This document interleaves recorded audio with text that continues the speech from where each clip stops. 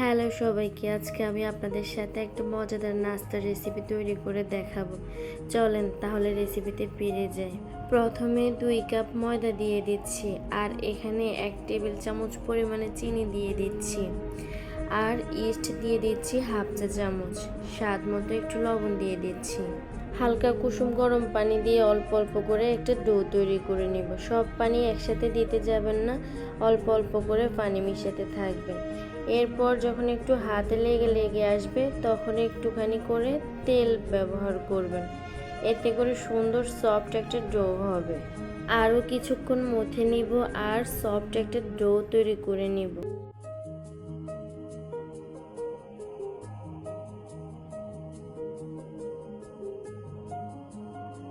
এরপর একটা বাটিতে হালকা একটু তেল দিয়ে রেস্টে রেখে দিব 30 মিনিটের জন্য।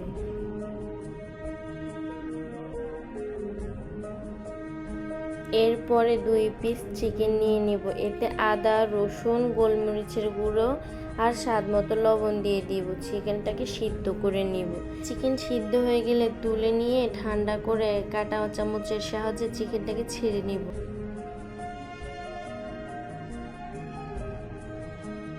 এবার চিকেন বানের ভিতরের পুরটা তৈরি করে নিব। এতে পেঁয়াজ, কাঁচামরিচ ও রসুন কুচি দিয়ে দিব।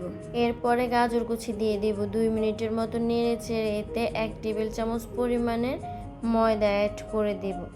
এরপর এতে হালকা কুসুম গরম দুধ আস্তে আস্তে অ্যাড করে দিব। এখানে দুধের পরিবর্তে পানি দিতে যাবে না, তাহলে টেস্ট ভালো আসবে না।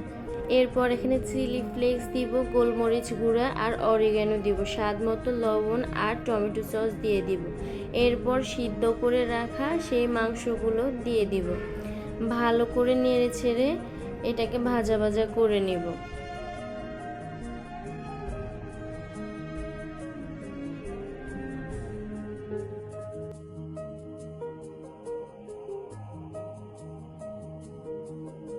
চিকেনের পুর ঠান্ডা হতে দিয়ে চলে গেলাম ডো দেখতে। 30 মিনিটে ভালোই ফুলেছে।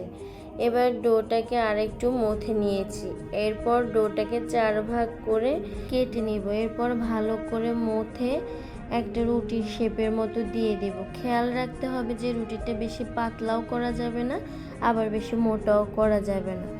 এরপর তৈরি করে রাখা সেই পুরটা মাঝ বরাবর দিয়ে দিব। এরপর এক পাশ থেকে লাগিয়ে পানি দিয়ে অন্য পাশ লাগিয়ে দিবেন। আসলে এটা শেখানোর কিছু নাই, স্ক্রিনে দেখে বুঝে নেবেন। এরপর 3 ভাগে আমি কেটে নিব।